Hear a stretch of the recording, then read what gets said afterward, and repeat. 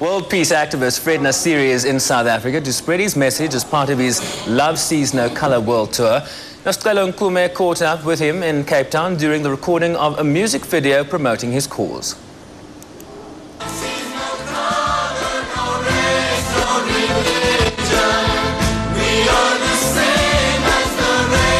Nassiri has found the best way to promote love, peace and unity worldwide through songwriting and music. He has written hundreds of songs and poems with a message of universal hope and love. But his latest album, Love Sees No Colour, is a compilation of original compositions that speak to different races on earth. Nassiri says people need to participate in the mission to combat poverty, crime and war. I cannot do everything by myself, so I need your help. I need other people to join this community for world peace that I'm doing, and I have thousands, as I said, they follow me, and everything comes out of this song is going to be going directly to charity. Happy birthday to you, happy birthday. Nassiri says he writes positive music that conveys the universal message that only true love can people live together in peace. For his contribution to eradicate poverty and promoting peace, Nassiri has received various recognitions in different countries. So I hope that our message, our song and music and children can raise awareness to the world that we need some kind of change and we need to be kinder and gentler to each other as a human. This 65-year-old musician has vowed to assist South Africans in eradicating poverty and also helping underprivileged communities. Nassiri has donated money to the Nelson Mandela Children Fund and adopted a family affected by AIDS in Soweto. This legend will end his motivational tour in New York. Nassiri, Weekend Live, Cape Town.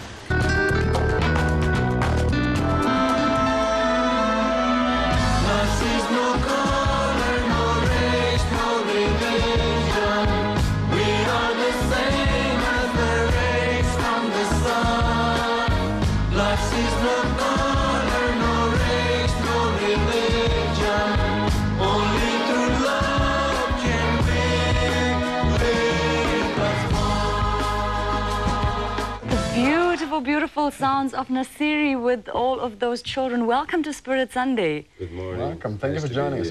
Yeah, you were born in Iran. You live in the US, and you are right now in South Africa on a very special mission, which is what? I'm traveling around the world, spreading word of peace, love, and harmony. As a human, we should have respect for each other's religion, for each other's beliefs. And I'm also spreading the word that we need to stop the poverty in the world, and we have to stop the war, so we have more compassion for each other as a human. This paradise has been put in here for us to live and share together and live in harmony. So we need songs, positive songs like Love Sees No Color.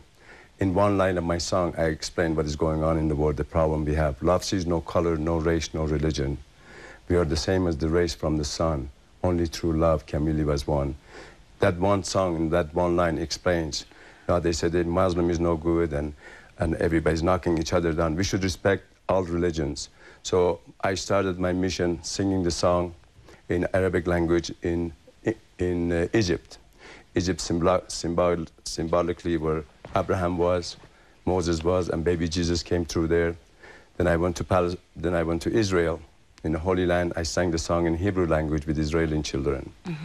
And they said, don't go to Palestine because that's a very dangerous area. I said, my mission is not finished until I go to the other side. So I went to the other side and I sang the song in the Church of Nativity. That was the first time they allow anybody to go inside the Church of Nativity. I sang the song in Arabic language with the Palestinian children. What is the response, just to break in there, what has the response been where people are saying to you, don't go there, and you're saying, no, but this is something I have to do? How do you know that it is the thing that you have to do? What is the response? What is the reaction to what you're doing? Well, everybody in the world is responding to our movement. Music is a force. We have two forces that is very strong in the world. Power of praying and power of music. And the Bible says in the beginning was the Word, and the Word was with God, and the Word was God. Word means vibration. We as a universe is a vibration, is energy. So we have to start putting some positive energy around the world.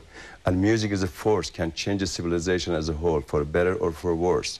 So we have to start changing our music. We have to start writing songs that is meaningful, that can lifts you to a higher consciousness, because music is a healing process. Heals you physically, mentally, and spiritually, and supposed to raise you to a higher consciousness. All religion of the world take you to the same place. Sure, sure. So when I was in Israel, it was a month of Ramadan, and also it was the beginning, end of the Rosh Hashanah. I was born as a Muslim in Iran, and I lived in America for the last 40 years. And when I went to Holy Land, I played with the Muslims in the Rock at the Dome of the Rock, in the Muslim praying. And I also went to the synagogue and the Wailing Wall and prayed with the Jewish people. And I also I'm a Catholic, so I went there and I did the whole Station of Cross in the Holy Land. And I prayed to the God of Abraham to bring peace to this land, because we really need peace more than ever before. You accumulated a lot of wealth. That's common knowledge after you had moved to the US. Why did you bother? What is it that inspired you to go this route? You know, after you make so much money, because if I have another $1 million tonight, I cannot sleep any better, I cannot eat any more food, I cannot wear any more clothes, I cannot buy any more car. You know, after if they put a plate of, the whole table is full of food. If you're not hungry, you can't eat anymore. Sure. Why waste it? So I take that wealth, and I can only spend so much of it for the rest of my life. So I'm going around the world and spreading the message of love, peace, and harmony to the world. And children singing that, children are innocent, because it comes from your heart, it sits in people's heart. To answer your question, everybody in the world is embracing our song and our message, because it's innocent, it's pure, it's got no motive behind it. And when children sing that in their own native language, in their own native customs, and so we want to raise awareness to the world that we need to change. Something is not working in the world, and there's a lot of wars, a lot of negativity going in the world, so we need to change something. A lot of, well, in South Africa especially, and in most poverty-struck regions of the world, attaining success can sometimes be a lifelong what's the word, mission in itself, just to get to having a full plate for dinner, to be able to clothe and feed your children. Success came to you. It became a reality in your life. Did God play a role in making that happen in order to free you from that which other people spend an entire lifetime searching for? He also took me an entire lifetime to accumulate. And once I reached that point, I realized that there got to be something else in the world. I started soul searching. I studied with master gurus around the world. I studied all religions of the world. All religions of the world take you to the same one God. Prophet Muhammad says, you come my way, I take you to God. Buddha says, you come my way, I take you to God. Moses says, you come my way, I take you to God. Jesus Christ says, you come my way to take you to God. The same one God, everybody's trying to take you. So we have to respect each other's religion. I believe in one God, and I respect everybody that believes in one God. And I pray to that one God in all different religions. Sure. So we have to respect each other's need and each other's path that we follow. But to answer your question, also, we need some kind of change in this civilization. This civilization as a whole, we have a lot of problems. There's a lot of things going on that really is not right. Something is, in a way, seems to me that something is going to burst if we don't do something about it. So we need to bring some kind of universal message, and music is a powerful force, can really reinforce that, because music can completely change the whole civilization as a whole, as I said. International celebrity guest Nassiri, who's a songwriter, I was just thinking that, you know, a lot of contributions made by high-profile personalities in this industry, like yourself, like Bono of YouTube, like Nadine of Spirit Sunday, they seem to have much more impact than those made by political leaders and religious leaders in some cases. Why is that? Why would people rather listen to you? In my own philosophy, what I do is I go direct to people. When I was in India, I went to this place. I have another song called Homeless. It wasn't hard to find that. When I found this village, I walked in there. These children, they have one meal, 24 hours, and that meal is little rice. And when I saw the poverty there, when I saw the way they live, it's below poverty. It was heartfelt. It was a family of 600. I adopted the whole 600 family. That way, I'm directly going to people, and I will make it different directly, building a little house for them. Right now, they have 4 months of monsoon. They're cold. They didn't even have a little blanket to sit on or wrap around themselves.